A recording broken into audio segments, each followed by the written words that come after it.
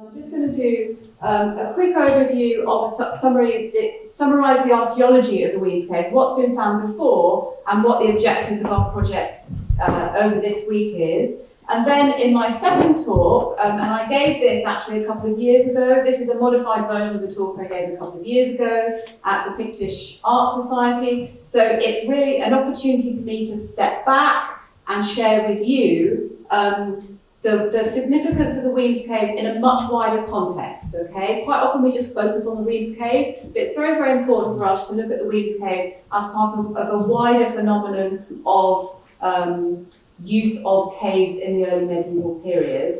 And you'll see it's what motivates us to find out more. There's still so much we don't understand about it. So this is our motivation. We're part of a much bigger story here in East Wemyss. So first things first, the archaeology of the Wemyss Cave. I appreciate those of you at the back won't be able to see this, but the red bits are the scheduled, the protected caves, so Sliding Cave, Jonathan's Cave, the Well Caves, Well Cave there, and just all these little bits, and everywhere where you see a label is where there's been an archaeological intervention, okay? So those are the ones that we know about. The green ones are the Time Team ones from 2004, and everything else is just small-scale stuff that's done because there was a pipe going in, for example, or an intervention that required archaeological monitoring. So some of them are for the little bits of coastal defence that is put in East Wemyss. So those are the ones we know about, they're documented. We can go and look at the archives and body galleries. There's also an awful lot of excavation that we don't know about. Including, well, we know something. This is James Young Simpson, and he's credited with realising that the carvings that he saw in the Wemyss Caves on a hurried visit in 1864 were Pictish. I mean, we're pretty sure that everyone knew about the carvings before that, but he's the first person who wrote that they were probably Pictish.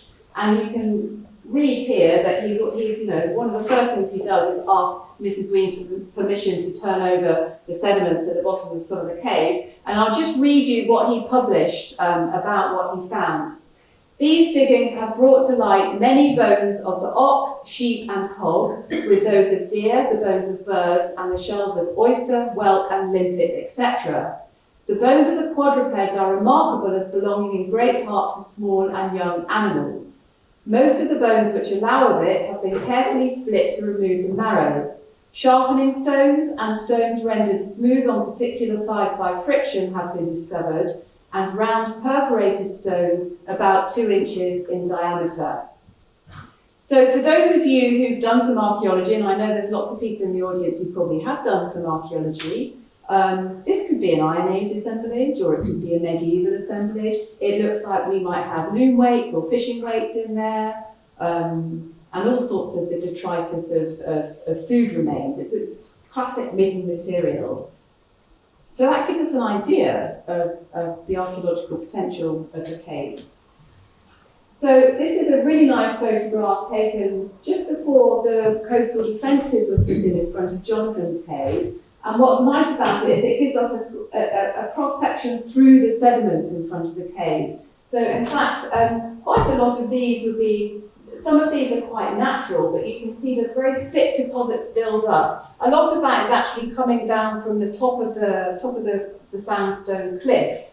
It's just hill wash, but also people always throw their rubbish on the coast, until the modern period when people take our rubbish away, people bury their rubbish or put it in out-of-the-way places, for example, on coasts.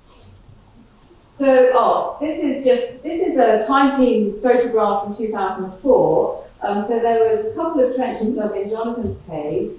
They only found modern deposits and then bedrock. Having since read James Young Simpson's account, it's possible that, we're looking, a lot of the caves have very disturbed material in them, and because they've been there for a very long time, there's 1,500 years at least have elapsed since the Pictish carvings were created. So the caves have probably been cleared out, used for plenty of other uses as well. So it's not a surprise that some caves are very, very disturbed. So we do get, there's unexpected finds in East Leeds as well. Some of you might remember this. So this is only one of 2 skeletons that were recovered both after storm events, one in the 1980s and one in the 1990s. And these 2 skeletons were found between Jonathan's Cave and Well Green, or Castle Green. Where they were found is now completely eroded away. So the skeletons, they're medieval actually. They're Christian burials and they date from the 1100s and the 1200s. So they're not Pictish, they're medieval, but nevertheless it's very an interesting sort of religious tradition that's going on in front of these caves. So I've just pulled together, I've used these diagrams to just really summarize typical deposits that we find outside and inside the caves where we find stratigraphy. So this is a time team test pit outside of the Well Cave, and you can see this is natural, that's just beach sand and soil. Then we have a soil horizon with ancient plough marks in it, and the plough marks are actually dated to, this is the Iron Age, 700 to 400 BC is the Iron Age, okay? So we know that in the Iron Age, farming, this cultivation was happening in fields in front of the caves.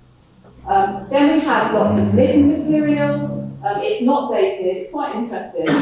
Then we have just a thick deposit of just very angular sandstone and not much else. It looks very like a quarry deposit. But I was wondering, this is on the Well Green in front of just below Macduff's Castle. So I think if you're doing renovation work or construction work at the castle, you could end up with a deposit like this. That's another theory.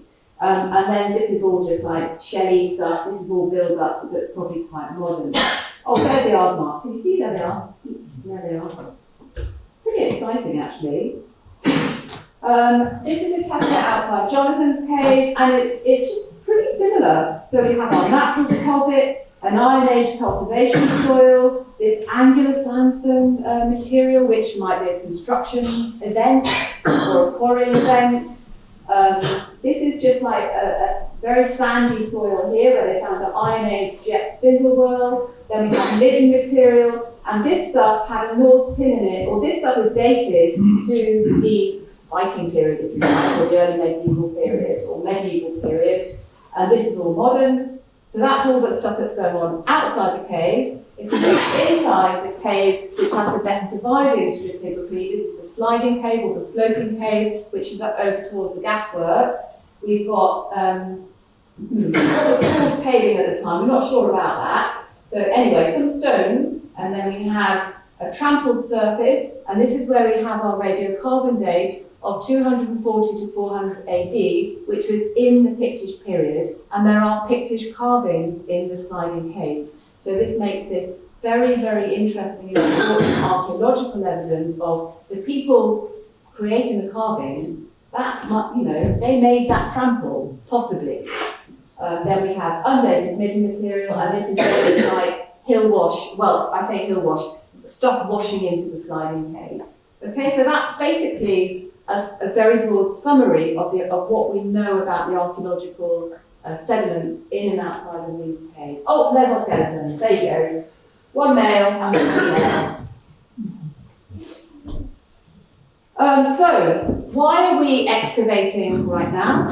Well, first of all, this green line is the coast edge right now, or the vegetation edge, and this is what the coastline could have looked like in the Pictish period. It's probably not bad. In fact, I think we've been quite conservative here. We've just extended the land to the edge of the rock platform, which is probably about right, okay? We know this was cultivated in the Iron Age.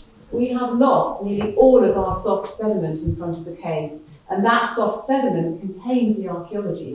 So if we don't hurry up, there literally won't be anything else to excavate. I think Well Green or Castle Green is just about the only place left that's got undisturbed sedimentation that contains archaeology. I think everything else has gone now. Secondly, so we've mentioned excavations inside some of the caves and outside some of the caves, but the Dew Cave and Cork Cave, as far as we know, no modern excavations have been carried out here. So we are we're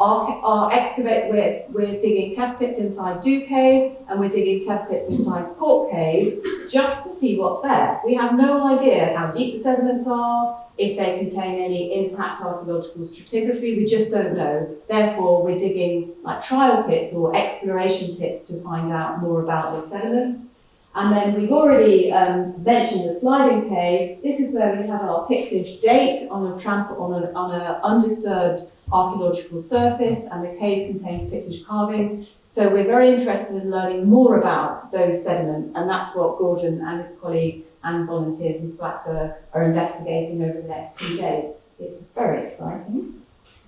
We're also taking the opportunity to look, out with the cave. So here's there's Macduff's Castle, and this is the promontory next to the castle, which is usually pretty overgrown, but I think a lot of work has happened over the last couple of weeks actually, to clear some of the vegetation, and we're doing test pitting up there, and we're going to do some geophysics up there, and this is because we just don't know anything about it. So again, it's exploratory work, it's very small scale, and we're looking for evidence of, is there any Pictish activity up there? Could it have been the site of a promontory fort, for example? Is there activity there associated with Macduff's Castle? There's probably possibly wartime activity up there, Mike, as well. So, all of these places have very long histories. We're interested in the Pictish period, but also what happened afterwards. So it's given us a really good opportunity to have a look up there. Okay, that's it for the archaeology. Any quick questions before we move on to talk 2? Okay? Right. So now we're gonna change our focus. We're going to get into looking at symbols, and we're going to take a step back, and we're going to be very much looking at the Fife caves, at which Wemyss Caves is a part of, in terms of a wider tradition of cave use within this period. And I just must, I just want to fess up, I suppose. This is very much my thoughts. It's very much a think piece. It was quite rapidly put together, but I do like to, when I have an audience that I know know something about the subject, are interested and sympathetic, and we can maybe get some, discussion going. I like to, give a talk like this, and I'm interested in your opinions about it, and Gordon's as well. Yes, so I want you to hear it too. So, Fife caves, first of all. Also, at the very least, you'll get out of this talk is you can go on a great cave crawl and see some fantastic caves in Fife, which have interesting material inside them. So we have, these are all the Fife caves with Pictish symbols in them that I know about. There's one that's not on there actually, which I think is in Dysart. There is a cave in Dysart with a Pictish symbol, isn't it? Is that there? Yes. So there's one missing. But basically, we've got these ones: Kinkle, Randerston, Constantine, Hambly, and the Wemyss Caves. We've got a whole group of them in Wemyss. So I'm just going to take you on a little tour of a few of these caves. So this is Constantine's Cave, which is on the Crail Golf Course. Really worth a visit. It's very nicely looked after. We dream about this, don't we? It's really nice. It's also, it's got a really nice, this is a historic monument in itself. It's an old historic Scotland scheduled monument notice. You don't see many of them about. So this is what John Stewart illustrated in his sculptured stones of Scotland? Scotland.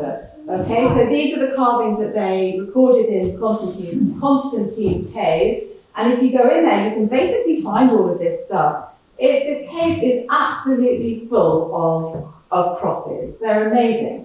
So those are the ones that I could identify from the panels that I could see there. And there's also this lovely, this is a vertical line of crosses, which he hasn't illustrated, but I don't think he's got everything.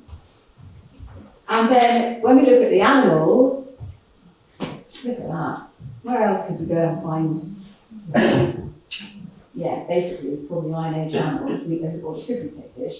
So I don't know. So he only illustrates 2 animals. These are actually on, have I got the, oh no, I haven't. So They could be these two, or there could be these two down here, but I think there's more, don't you, looking at it? I think there's a whole group of animals. They look like deer. I wonder if they're deer.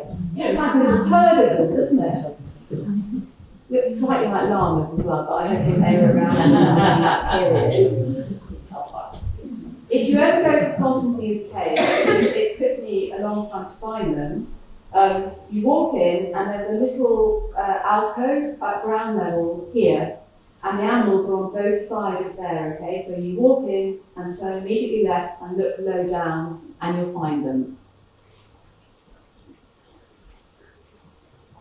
There you are, so that's Constantine. Randerston Cave, so this is just near King's Barnes. This is really nice, it shows the context of the cave here. All of our caves are sea caves. They were made by waves, so most of them are still pretty coastal. Now Randerston Cave is actually, crosses are recorded in Randerston Cave. I have never found crosses. I'm looking at John, you've never found crosses. But I did find this. Well, this looks very much like an arch symbol to me. It's just about here. So I'm just putting it out there. There's an arch symbol in Randerston Cave.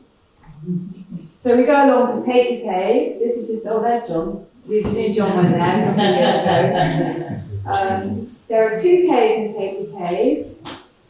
Again, John Stewart was there documenting the crosses inside the Pictish Caves. And I mean, I think he just did a little selection. There are hundreds of crosses in Pictish Caves. It is absolutely worth a visit. Not only is it a fantastic rock formation, but it's absolutely full of crosses, probably from many different, from different periods actually, but some of them are very ancient indeed. And in what's called the mortuary cave, that's interesting, isn't it? Just here, if we zoom in, we have another arch symbol. Okay. So again, this is identified as a Pictish symbol. It might not be, but it might be, there's, the simplest explanation is that it's a Pictish symbol. And that's why I'm quite intrigued by the Randerston example, because they do look fairly similar. They're incised arches, and we know we've got them at Wemyss.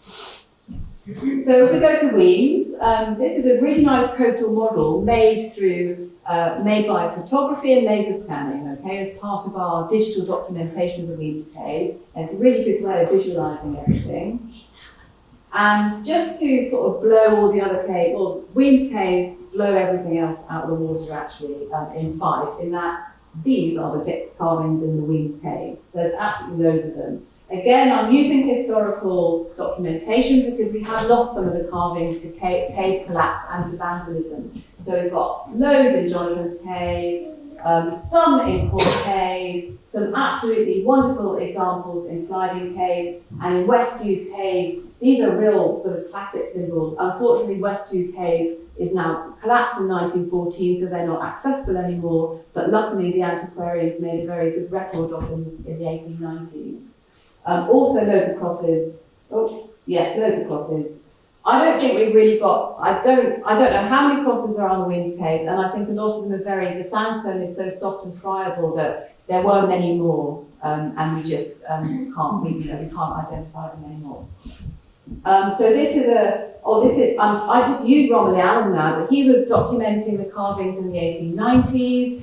Pam recovered his archives in the British Library, and these are really good first-hand objective documentation of the carvings, because he used photographs, but he also did rubbings of them all as well. So we absolutely know what was here in the 1890s. Yeah, loads of crosses. And if you don't know about this website, I'll be amazed, but go and have a look at it, because what we've done is we've pulled together all of our digital documentation of the Wemyss Caves and all of the historic stuff, so that you can access it all in one place, and you can go into the caves and have a look around, and so it reminds you where the carvings are and where to look for them. Oh, there's Pam. There you go. So that's just isn't this exciting? This is Romilly Allen's scrapbook, effectively. What was archived, and you can see that you can't argue with the rubbing, can you? The carvings were there, and that's what they look like. Right. So, how do Fife caves compare with other caves? And I'm going to include some rock face contacts here in the rest of Scotland that have Pictish carvings. So, if anyone has any other examples, just shout out, okay? Because this is some hurried research. So here's our Fife cave that we've been looking at. Then we have the Sculptor's Cave in Murray, which is definitely the closest parallel we have with the Wemyss Caves. There are a number of carvings in the Sculptor's Cave, part of the Cowsey Caves, that look very similar to what we get at Wemyss. And then if we go on the west coast, we've got the famous bull at Dunnad, which is probably a bit different. It's carved on a living rock face, and it's probably a bit different from what was going on in caves. We don't know. I mean, it's out with the Pictish territory, if you like, or political territory. And similarly, down at Trustees Hill in Dumfries and Galloway, we've got these double disc symbol and an odd symbol there that's carved onto a living rock face. And both of these are associated with very high status hill forts. So we don't really, when we're thinking about Pictish carvings in caves, I mean, that's it. So it's a really difficult, because archaeologists like to go to other places to find analogies or to help us with our interpretation of what was going on in Wemyss Caves. Can we look somewhere else that will help us think about what was going on in Wemyss Caves? But I mean, Sculptor's Cave is pretty close to Wemyss, but that's sort of it. So traditionally, people have looked at symbols carved on Pictish standing stones to try and help us explain what the carvings might have meant to people at the time. I'll go back there. Gordon will recognise that. But I must say, when you compare our cave carvings with carvings that you find on standing stones, the cave carvings sort of come off quite badly, really. They're quite often relatively poorly executed. They're very simple, they're very informal, and so they don't compare well with the artistry of what we find on most of the standing stones. And to be quite honest, that has affected people's perception of them, and people have felt that, especially the Wemyss Caves examples, are less interesting or less valuable than the high art of the Pictish standing stones. And I would actually, yes, I can see where that kind of thinking comes from, but I would actually see it in the converse way. I think the Wemyss Caves carvings are way more interesting than Sculptor Caves carvings as well, because I feel they're more like graffiti. Yes. Like something ordinary people, like not the high status people left there, but rather people who would use them on a day-to-day basis, maybe for shelter. Yeah. Maybe they were waiting out a rain squall or something like that, and just out of boredom carved something into the rock. So for me, that's much more a sort of evidence of lower status people relationship to those kind of symbols. Yes, I think that's a very good point, well made, in that I think we're looking at a different sort of activity in caves than on possibly the commissioned artistry of the standing stone, for example. But could it be earlier? Could it be before? It could be before, yes. Wow, hold that thought. This was actually, luckily the Pictish Art Society asked me to give a talk, and I thought, oh goodness me, I ought to say something a little bit like that I haven't said before. So I thought, well, I'm just going to do an exercise for my own sort of inquiry. I'm just going to ignore all the standing stones and only look at symbols carved on portable objects, gaming pieces, stones found that you find carved on stones that are only about that big built into walls, and see how they compare with the caves examples. So here we go to Dunnad, which Gordon, I'm sure, will mention after the break. So this is a promontory fort in Aberdeenshire. Sorry, anyone from Aberdeenshire. And what's really exciting about this is this promontory fort, had a wall around it, and in that wall was built in stone with Pictish carvings. So on the left-hand side, these are the Dunnad examples, and on the right-hand side, we've got Wemyss Caves examples. And I probably don't need to point out how similar these carvings are, okay? Now, Gordon's done a lot of work at Dunaker, and that looks like the promontory fort there was occupied until around 400 AD. And we have a date from the sliding cave, Dunaker, of 240 to 400 AD. So the theory is that they could be quite contemporary, these places. That's what we're checking. That's what we're further investigating in our excavations now. So let's go to Shetland. I know this is quite far away. I'm playing a little bit fast and loose with the evidence here, but just wanting to think about symbols in a different way. So Shetland, we have these wonderful gaming pieces. I just want you to look at the Pictish beast in Port Cave, which is highly stylized. In fact, we've got one sort of like normal Pictish beast in the Wemyss Caves, which is in West Dew Cave, but most of the others are very highly stylized, just one line, okay? And look at how it compares to the example on the gaming piece. We've got our double disc and Z-rod and animal head, and this is on the gaming piece from Nesting and from Yarlsop. Look at the fish from Old Scatness. This is Old Scatness is an Iron Age Pictish village in Shetland. I mean, look at the similarities there. This is just on a piece of stone about that big. And then down here, we've got another piece of stone with what we call a crescent and a V-rod carved into a piece of stone. I mean, look how similar that is to the example in the sculptor's cave at Cowsey. So let's have a quick trip to Orkney. Here's our double disc in Jonathan's cave, and look at this example in Poole. Now, this one actually came out of a context, I think, dated to the mid-7th century, so sort of the 650s. But it was, the context it was found in, it was phased down and built as part of a structure. So it might have been hanging around for a couple of hundred years before it got integrated into the structure. We just don't know. But look at the similarities. And then this is a real local one. This is the bull or the steer from Lomond Hill Fort, and that would have been built into one of the walls of the hill fort in Lomond, East Lomond.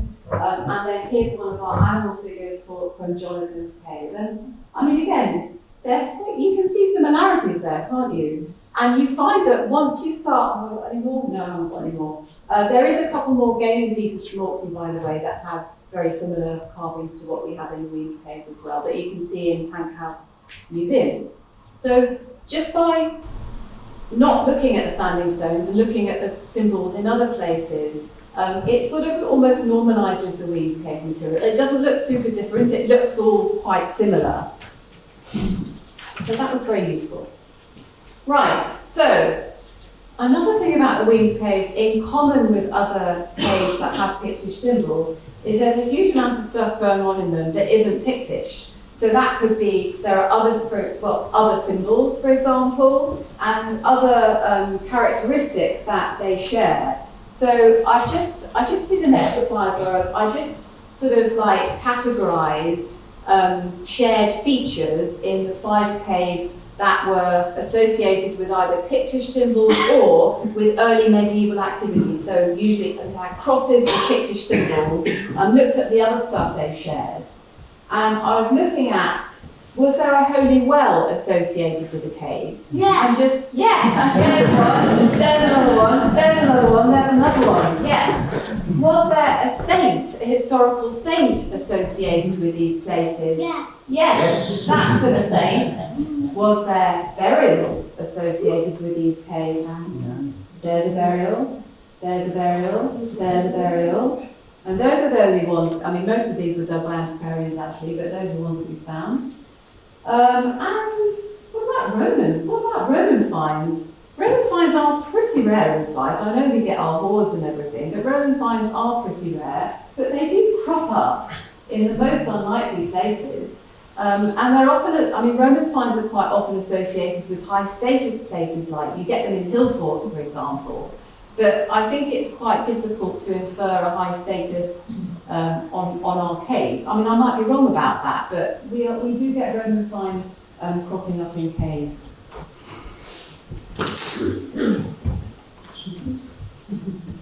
Okay, so we've done 5, that's 5. Should we go wider? Let's go and have a look at other caves in Scotland.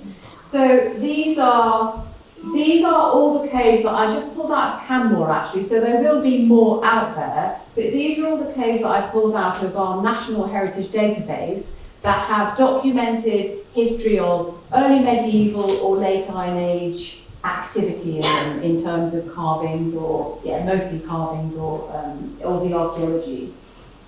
And it all starts looking very interesting. Here's where I need to, I'm going to just go a little bit, for me this is, well, here we are. Oh, no, oh, okay. I think I just want to see, oh, these are all the crosses. So I just want you to, yeah, oh look, Sculptor's Cave has got Romans and crosses and Pictish carvings. So you can start to see similarities in other caves in other parts of Scotland with what we've got in Fife. Bearing in mind, by the way, that there's thousands of caves in Scotland, okay? So this is, although some caves aren't included here because I would have missed them, we're probably looking at quite real distributions here in terms of early medieval activity in caves.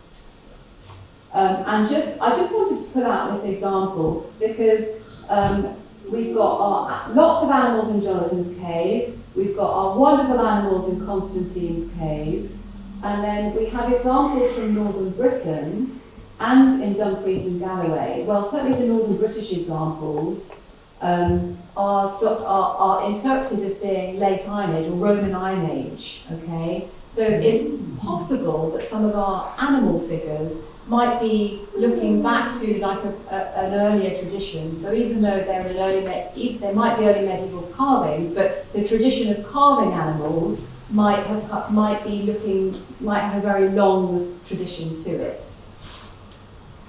So where does this all take us? I think when we're looking at shared characteristics between caves over long distances, we're definitely I think we're looking at shared cultural traditions, or it's possible, and I have made, and I'm not a historian, so I've made a real super simplified model of the early medieval period where influences are spreading and who might be affected by cultural influences. So in the 5th to 6th century, we've got the Britons, then we've got the Anglian influence in the 7th century, and the Picts are at their sort of greatest extent in the 6th to 8th century. And what I just want you to take note of is look at Fife. You know, it's in the middle of the Venn diagram. And I wonder if the range of carvings and symbols and activities that we're seeing in our 5 caves, it's not only a Pictish tradition. It might also be a Brittonic tradition, or we could have some Anglian influence. We should have some Anglian influence. Maybe our animal carvings, for example, have got more to do with Northern Britain than they have to do with Northern Scotland, because Fife is really at the epicentre of all these different cultural traditions. And secondly, it really looks to me like these carvings are they're part of a devotional activity. So you could see the caves as being religious places or cult centres, and the carvings might be related to practices that are going on in caves because they're special places, and that's what you do, how you venerate, or that's how you celebrate, okay? Might be completely wrong about that. They might be to ward off evil, or, but I think these caves, just if you look at the carvings and the Roman finds that might be offerings, and the holy wells, and then the later association with saints, things come together to tell us or maybe to hint to us that they are sort of like places of pilgrimage, devotion, holy places. So, finally, and here we're going to come back full circle actually to Mike's introduction, is that, and your very good point in the front row that you made, where else can you go and interact personally with something that's 1,500 years old in an informal setting with no restrictions, very few places. So these caves are really, really special. but we must look after them. And we must find a way to protect them, probably through some sort of managed access, so to allow people to interact with them and to view them freely, but also to have some means of protecting them, at night time, or, just so to protect, once they're gone, they're gone. And as you can see, there's hardly any of them left. So I think we're in a really good place at the moment, in that there's a huge amount of energy and constructive thinking about how we manage the Wemyss Caves for you, for you when you grow up and for your children, to make sure they're still here, because this is such an asset to have in these weeds. And people are interested and will visit if they've got something there to visit. So we're in a good place, aren't we, Mike? Yeah. Yeah. So thank you very much.